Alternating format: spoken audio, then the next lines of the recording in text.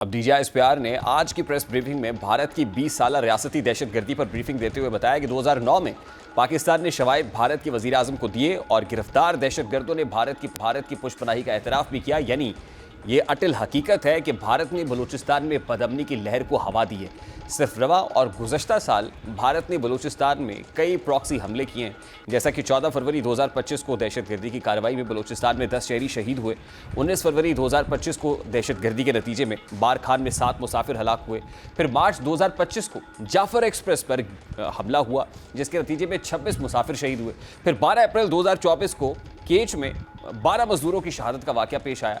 फिर इसी महीने यानी 28 अप्रैल 2024 को केच में मजीद 2 मजदूरों की हलाकत का वाकया पेश आया। यानी भारत बलूचिस्तान में बदअमनी को फरोग दे रहा है और भारत को सीपैक भी खटक रहा है। इसलिए भारत की कोशिश है कि वो कलदम तंजीमों के जरिए बलूच शरंगेजी के बादल और भी गहरे करता चले। लेकिन पाकिस्तान की सिक्योरिटी फोर्सेस को इस बात का भी बखूबी अंदाजा है कि बलूचिस्तान में भारत की फंडिंग पर चलने वाली तंजीमें कौन सी हैं। और आज डीजीआईएसपीआर ने अपनी प्रेस ब्रीफिंग में इस तरफ इशारा करते हुए कहा कि मारंग बलोच ग्रुप दहशतगर्दों की प्रॉक्सी है।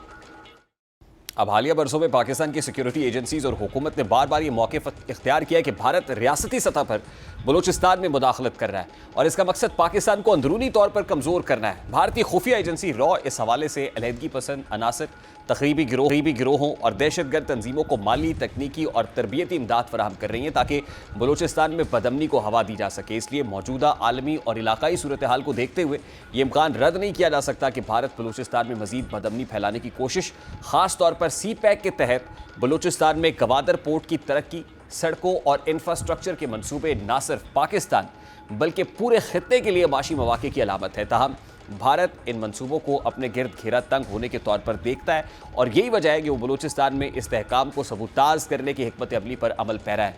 यानी भारत फिर से मजीद प्रॉक्सीज के जरिए पाकिस्तान के खिलाफ साजिश के नए जाल बुन सकता है। अभी तो भारत आबी जारियत का जाल बिछा रहा है, पाकिस्तान का पानी रोक रहा है, लेकिन इस मामले पर डीजीआईएसपीआर ने एक तकरीब से खिताब करते हुए भारत को दो टोक पैगाम दिया कि अगर भारत रोका तो हम उसकी सांसें रोक देंगे।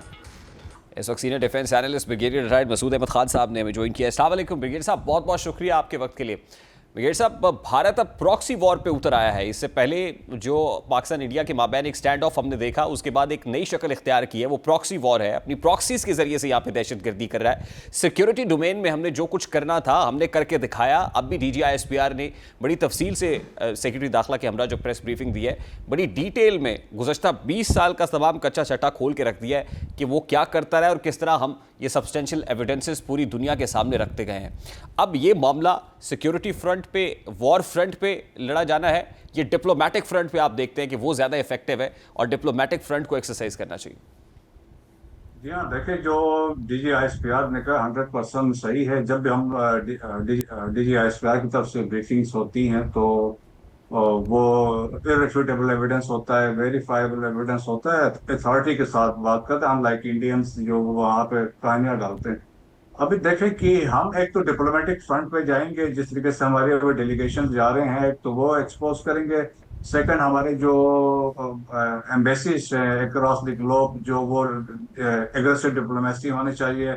हमारी मोफा को, डिप्लोमेट्स को बुलाकर उनको ब्रीफिंग देनी चाहिए, उनको सबूत दिखाने चाहिए। एट द सेम टाइम जो है ये काइनेटिक ऑपरेशन जो है, दे विल कंटिन्यू। जो इंटेलिजेंस बेस्ड ऑपरेशन हो रहे हैं, जिस तरह उन्होंने बताया कि अबाउट 52,000 के करीब ऑपरेशन हुए हैं तो लास्ट ईयर, तो अब वो उसकी कंटिन्यूटी रहेगी। और लेकिन इसमें है कि थोड़ा सी इसमें बहुत मजीद तेजी हम देखेंगे इसमें, और स्वीपिंग ऑपरेशंस होंगे। और यकीनन जहां जहां भी इनके फैसिलिटेटर्स हैं, एबेटर्स हैं, प्लानर्स हैं, और जो अक्रॉस द बॉर्डर्स में बैठे हुए, चाहे वो अफगानिस्तान में बैठे या एल्सवेयर, उनके पीछे जाया जाएगा और उनको यकीनन कैफल किरदार तक पहुंचाया जाएगा। और इसमें तो कोई शक नहीं है। देखें, इंडिया जो है पाकिस्तान के अंदर 1947 के बाद से पाकिस्तान को उन्होंने बेसिकली एक्सेप्ट नहीं किया। India itself is existential threat to Pakistan. So therefore India तो कॉन्स्पिरेसीज को करता रहा है, किसी भी तरीके से पाकिस्तान को डिस्टेबलाइज करे। तो उनकी ख्वाहिश रही थी और है कि उनका काबू में अफगानिस्तान आए, सो दैट वहां बैठ के they can create still problem inside Pakistan. और उसमें वो बड़े कामयाब भी रहे, क्योंकि अफगानिस्तान में हमने पास्ट में देखा है, they have been facilitating Indian raw. Raw बनी थी 1968 में। 1950 में इंडिया और अफगानिस्तान के दरमियान एक दोस्ती का मुआहिदा हुआ। उसके बाद से वहां पे इन्होंने अपना असर और रसूख इस्तेमाल करना शुरू कर दिया था। 68 में जब रा बनी तो रा के फिर ताल्लुकात हुए खाद के साथ, खाद के बाद रा ने एनडीएस के साथ ताल्लुकात बनाए, फिर रा के ताल्लुकात बने जनरल डायरेक्टरेट ऑफ इंटेलिजेंस। और इसके साथ देखें जब अशरफ गनी और करजई की हुकूमत थी तो वहां पे 66 कैंप्स थे जहां से तरबियत दी जाती थी ये ब्रास और फितनाउल हिंद को। और वो वहां से आके बलोचिस्तान में भी टारगेट्स करते थे, और कराची में कराची स्टॉक एक्सचेंज में भी जो हमला हुआ, पीसी में जो गवादर में हमला हुआ, या इसके बाद सरीना कोयटा में हुआ, खुदकश हमले जो जो चाइनीज पे हुए हैं, तो ये सारे बीएलए मजीद ब्रिगेड ग्रुप इंडिया की बेहस पे ये कर रहे थे। और देखें कि जिस तरह आज सर उन्होंने देखिए, जो दे वहां हैव बीन पे doing it for the past 20 years as DG ISPR mentioned. हमने एविडेंसेस भी रख दिए। अब ये मामला काइनेटिक डोमेन में, आपको लगता है काइनेटिकली इसको हल करना चाहिए, काइनेटिक ऑपरेशंस चाहिए, या फिर एग्रेसिव डिप्लोमेसी? गो कि आज बिलावल भुट्टो की वजीर आजम साहब से मुलाकात हुई है और जाहिर है बिलावल साहब इस कैंपेन को लीड कर रहे हैं, लेकिन क्या आपको एग्रेसिव डिप्लोमेसी नजर आ रही? जी हाँ बिल्कुल। देखिए एग्रेसिव जिस तरह डिप्लोमेसी हमने ये मार्के हक में किया है, तो उस जो डिप्लोमेसी इंटरनेशनल कम्युनिटी ने आपके जो नैरेटिव था उसको एक्सेप्ट किया, उन्होंने मान लिया कि पाकिस्तान हक के है। तो सिमिलरली देखें इंडिया एक्सपोज ट्रांसनेशनल रिप्रेशन में तो ऑलरेडी एक्सपोज हो चुका है। कनाडा में जो किया, यूएसए में, यूनाइटेड किंगडम में, और पाकिस्तान में भी सिखों के असैसिनेशन, कश्मीरियों के असैसिनेशन, ये international media, electronic and print media ने स्टोरीज कैरी नहीं, की आप हैं, तो बिल्कुल उसमें ठीक तो कह रहे हैं कोई ना शक। ब्रिगेड साहब। Now what they have started doing is कि वो प्रॉक्सी वॉर मुसल्लत कर रहे हैं।